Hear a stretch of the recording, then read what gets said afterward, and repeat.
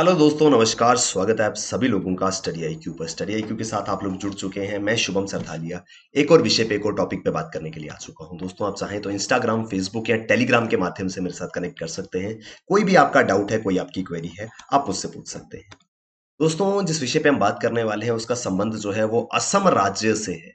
तो developmental projects threaten Bengal florican habitat in Assam. विकास परियोजनाओं के कारण असम राज्य में एक स्पीशीज जिसको बंगाल फ्लोरिकन के नाम से जाना जाता है, उसका हैबिटेट, उसका प्रायवास जो है वो खतरे में आ रहा है। उसके रहने की जो जगह है वो धीरे धीरे डिस्ट्रॉय होती जा रही है, जिस वजह से उसका सर्वाइवल जो है वो स्टेक पर आ गया है। तो डिटेल में हम इस आर्टिकल को समझेंगे, असम राज्य से इसका संबंध है, क्या होता है बंगाल फ्लोरिकन, इन सभी चीजों को हम यहाँ पर इस आर्टिकल में समझने वाले हैं। दोस्तों, असम राज्य के अंदर अगर आप असम स्टेट के एग्जाम्स की तैयारी कर रहे हैं तो बेहतरीन स्मार्ट कोर्सेज आपके लिए स्टडी आईक्यू पर अवेलेबल है। ये कोर्सेज आपको बहुत ज्यादा हेल्प करने वाले हैं आपकी एग्जाम प्रिपरेशन में। तो डेफिनेटली आपको इन कोर्सेज में एनरोल करना है और अपनी प्रिपरेशन को हमारे साथ बेहतर बनाना है। तो आर्टिकल कहता है the bustard specialist group of International Union for Conservation of Nature, IUCN, International Union for Conservation of Nature का बस्टर्ड स्पेशलिस्ट ग्रुप जो है, उन्होंने they wrote to Assam government recently on the urgent need to prevent land use changes at Kokilabari seed farm in the state to protect Bengal floricans and other species. Bustard specialist group जो कि IUCN का part है, इन्होंने असम सरकार को हाल ही में एक message जो है वो भेजा है, जिसमें कहा है कि कोकिलाबारी सीड फार्म जो है स्टेट का, वहां पर किस प्रकार से जमीन का इस्तेमाल हो रहा है, उसके भूमि उपयोग परिवर्तन को रोकने के लिए तत्काल कदम उठाने की आवश्यकता है, क्योंकि इससे बंगाल फ्लोरिकेंस और अन्य स्पीशीज को, अन्य प्रजातियों को खतरा जो है वो पैदा हो सकता है। तो कुछ इस तरीके का दिखता है ये बंगाल फ्लोरिकेन। क्या लैंड यूजेज चेंजेस हैं? मैंने आपको बताया कि कोकिलाबारी सीड फार्म में लैंड यूजेज चेंजेस की वजह से इस स्पीशीज को खतरा हो सकता है। The land use changes at the site which houses 25 Bengal floricans is posing threat to a critically endangered bird. एक ऐसी जगह जहां पर करीब 25 बंगाल फ्लोरिकन्स जो है वो रहते हैं, उस जगह पे अगर किसी तरीके के छेड़छाड़ या किसी तरीके के चेंजेस आएंगे तो उसका सीधा इंपैक्ट जो है वो इन लोगों, इन पक्षियों पर जो है वो पड़ेगा। The group is worried about the plan to convert farm into a university campus. Actually में प्रॉब्लम क्या है कि इस कोकिलाबारी सीड फार्म को जो है यूनिवर्सिटी कैंपस में बदलने का प्रस्ताव जो है वो दिया गया है कि यहां पर एक यूनिवर्सिटी कैंपस जो है वो बनाया जाए। तो जो ये ग्रुप है, जिसका नाम बस्टर स्पेशलिटी ग्रुप है, BSG ग्रुप जो है, ये कहते हैं कि ऐसा नहीं है कि हम यूनिवर्सिटी कैंपस बनाने के अगेंस्ट है, बट प्रॉब्लम इज दिस कि आप उस यूनिवर्सिटी कैंपस को किसी और जगह बना लीजिए, क्योंकि जहां पर आप इसको बनाने की बात कर रहे हैं वहां पर 25 बंगाल फ्लोरिकन्स और कुछ अन्य स्पीशीज जो है वो रहती हैं, और अगर यहाँ पे कैंपस बनता है तो उससे इनकी स्पीशीज जो है उसको बहुत ज्यादा नुकसान जो है वो पहुंचने वाला है। तो कोकिलाबारी सीड फार्म दरअसल असम के अंदर मौजूद है। The farm is only 9 square kilometres in area and about 1/100 of the size of Manas. ये जो बंगाल फ्लोरिकन्स हैं, ये असम के अंदर मानस नेशनल पार्क में भी जो है वो मौजूद हैं, लेकिन यहां पर ये कोकिलाबारी सीड फार्म में काफी ज्यादा नंबर में मौजूद है। मानस नेशनल पार्क के कंपैरिजन में ये उसका 1/100 भी नहीं है, यानी कि 100 में से एक हिस्सा भी नहीं है कोकिलाबारी सीड फार्म का, लेकिन फिर भी यहां पर 25 बंगाल फ्लोरिकन्स जो है वो एक समय पर देखे जा सकते हैं। अब बंगाल फ्लोरिकन क्या है, ये क्यों चर्चा में है, क्या इसकी स्पीशीज है, कहाँ ये पाया जाता है, इन सारे के सारे विषयों पर हम लोग बात करेंगे। बंगाल फ्लोरिकन, जिसको एक और नाम से जाना जाता है होबरोपिस बेंगलेनेसिस, होबरोपिस बेंगलेनेसिस जो है वो इसका साइंटिफिक नेम है। इसको बंगाल बस्टर्ड भी कहा जाता है। इस तरीके का सवाल जो है इंपॉर्टेंट हो सकता है, which bird is known as Bengal bustard. तो 4 ऑप्शंस होंगे, हमको याद रखना है बंगाल फ्लोरिकन जो है उसको बंगाल बस्टर्ड के रूप में जाना जाता है। They inhabit lowland, dry or seasonally inundated natural and semi-natural grasslands, often interspersed with scattered scrub और patchy open forest। ये तराई के या सूखे या फिर मौसमी रूप से जलमग्न, जहां पर किसी पर्टिकुलर सीजन में जल भराव होता है, उन घास के मैदानों में, चाहे वो नेचुरली अकरिंग हो या फिर सेमी नेचुरल हो, वहां पर ये मौजूद रहते हैं, या फिर कुछ खुले हुए जंगलों में भी ये जो है वो पाए जाते हैं। तो एक इनका पर्टिकुलर हैबिटेट है जहां पर इनकी मौजूदगी जो है वो देखी जाती है। कुछ इस तरीके का दिखता है ये बंगाल फ्लरिकेन, बंगाल बस्टर्ड जिसको कहा जाता है। The species is found in very small number in India and Cambodia. ये प्रजाति जो है वो भारत और कंबोडिया में बहुत कम संख्या में जो है वो पाई जाती है। About 100 of them are present in Nepal. Nepal में भी कुछ 100 के करीब इनकी प्रजाति है। ये बांग्लादेश में भी हुआ करते थे, लेकिन आज ये स्पीशीज जो है वो बांग्लादेश से पूरी तरीके से एक्सटिंक्ट जो है वो हो चुकी है, विलुप्त प्रजाति हो चुकी है ये बांग्लादेश के अंदर।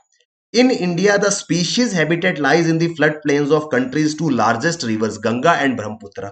आपको मैंने बताया कि मौसमी रूप से जो इलाके कुछ समय के लिए जलमग्न हो, वहां पर इनकी मौजूदगी जो है वो दर्ज की जाती है। तो इस वजह से ये जो है वो वाटर बॉडीज के नजदीक होंगे। तो भारत में गंगा और ब्रह्मपुत्र नदी के किनारे पर उनके आसपास के इलाकों में जो है ये देखे जाते हैं। गंगा फ्लड प्लेन्स की अगर हम बात करें तो Bengal floricans are found in the state of Uttar Pradesh at places like Dudhwa and Pilibhit. तो उत्तर प्रदेश में गंगा नदी के किनारों पर दूधवा और पीलीभीत के इलाकों में इनकी मौजूदगी जो है वो देखी जाती है। इसके अलावा ब्रह्मपुत्रा नदी की अगर हम बात करें, in Brahmaputra delta the species is found in Jaldapara national park in West Bengal, Kaziranga and Manas national park in Assam and the Dering wildlife sanctuary in Arunachal Pradesh. तो ब्रह्मपुत्रा नदी के किनारों पर वेस्ट बंगाल, असम और अरुणाचल प्रदेश में ये जो है वो पाए जाते हैं। आर्टिकल जो है वो बात करता है असम राज्य में जो इनकी मौजूदगी है उसको जो है वो खतरा हो सकता है, क्योंकि वहां पर उस इलाके में जहां पर ये पाए जाते हैं वहां पर लैंड यूज चेंजेस जो है वो आ रहे हैं, वहां पर यूनिवर्सिटी कैंपस आदि बनाने की बात जो है वो कही जा रही है। As per IUCN status, the species comes under critically endangered category। इसको संरक्षित करना, इसको बचा करके रखना इसलिए भी जरूरी है क्योंकि IUCN के अनुसार ये स्पीशीज जो है वो क्रिटिकली एंडेंजर्ड कैटेगरी में आती है, जिस वजह से इसको बचा के रखना जो है वो बहुत ज्यादा इंपॉर्टेंट है। संकटग्रस्त श्रेणी है। क्या संकट है, क्या इसको थ्रेट है? The populations are in decline and threatened by the habitat loss. सबसे बड़ा समस्या, सबसे बड़ा संकट, सबसे बड़ी प्रॉब्लम जो है इनके लिए यही है जिसके विषय पे हम चर्चा कर रहे हैं। इनकी आबादी इसलिए घट रही है, उसमें सबसे बड़ा कारण है हैबिटेट लॉस का। जहां पर ये रहते हैं वो जगह जो है वो बदल दी जाती है। जैसे पहले ये जिस इलाके में रहते थे, अगर वहां पे यूनिवर्सिटी कैंपस या कोई भी कंस्ट्रक्शन हो जाती है तो इनके रहने की जगह नहीं बचेगी, हैबिटेट लॉस हो जाता है। उसके अलावा इनका हैबिटेट जो है जहां पर ये रहते हैं वो ड्रेनेज के कारण भी जो है वो लॉस होता है। ड्रेनेज आप जानते हैं, यहां पर कुछ समय के लिए मैंने आपको बताया वो इलाके जलमग्न होने चाहिए, लेकिन ड्रेनेज के कारण वो इलाके जलमग्न नहीं हो पाते हैं, जिस वजह से इनके रहने की जगह जो है वो खराब हो जाती है। इस एरिया को conversion into agriculture land and plantation, जहां पर ये रहते हैं उस इलाके को, उस जमीन को बदल करके कृषि आदि के लिए, वृक्षारोपण के लिए इस्तेमाल किया जाता है। इन्वेजन ऑफ एलियन स्पीशीज, कुछ एलियन प्रजातियां जो हैं वो आकर के इन्वेजन करती हैं जिनसे इनको खतरा हो सकता है। अगर इनके इलाकों में डैम कंस्ट्रक्शन होती है तो ये कुछ अलग अलग कारण है जिस वजह से ये बंगाल फ्लरिकेन्स जो है इनका हैबिटेट और इनका एग्जिस्टेंस जो है वो खतरे में आता है, और इसी विषय पे हम लोग जो है वो चर्चा कर रहे थे। तो ये है पूरा का पूरा आर्टिकल दोस्तों। क्योंकि हम असम राज्य की बात कर रहे हैं और हमने मेंशन किया कि मानस नेशनल पार्क में भी इनकी मौजूदगी जो है वो देखी गई है, तो यहां पर हम मानस नेशनल पार्क को थोड़ा सा जो है वो डिस्कस कर लेंगे। मानस नेशनल पार्क आप जानते हैं असम राज्य के अंदर मौजूद है। असम के अंदर काफी सारे वाइल्ड लाइफ सेंचुरीज और नेशनल पार्क जो है वो मौजूद है। मानस है, औरांग है, काजीरंगा है, दिब्रू साइखोवा नेशनल पार्क है। तो अलग अलग national park, wild life sanctuaries जो है वो असम में मौजूद है। यहाँ पर बिल्कुल भूटान की सीमा के साथ में ये मानस नेशनल पार्क जो है ये मौजूद है। मानस नेशनल पार्क जो है वो UNESCO's natural world heritage site भी है, प्रोजेक्ट टाइगर रिजर्व भी है, एलिफेंट रिजर्व भी है एंड बायोस्फीयर रिजर्व भी है। तो काफी सारे कैटेगरीज को जो है ये है होल्ड करता है। यूनेस्को का नेचुरल वर्ल्ड हेरिटेज साइट है, प्रोजेक्ट टाइगर रिजर्व भी है, टाइगर संरक्षण के लिए, बाघों के संरक्षण के लिए ये जो है ये एक साइट है, एलिफेंट रिजर्व है, बायोस्फीयर रिजर्व है। तो ये सारी के सारे कैटेगरीज के अंदर फॉल करता है मानस नेशनल पार्क।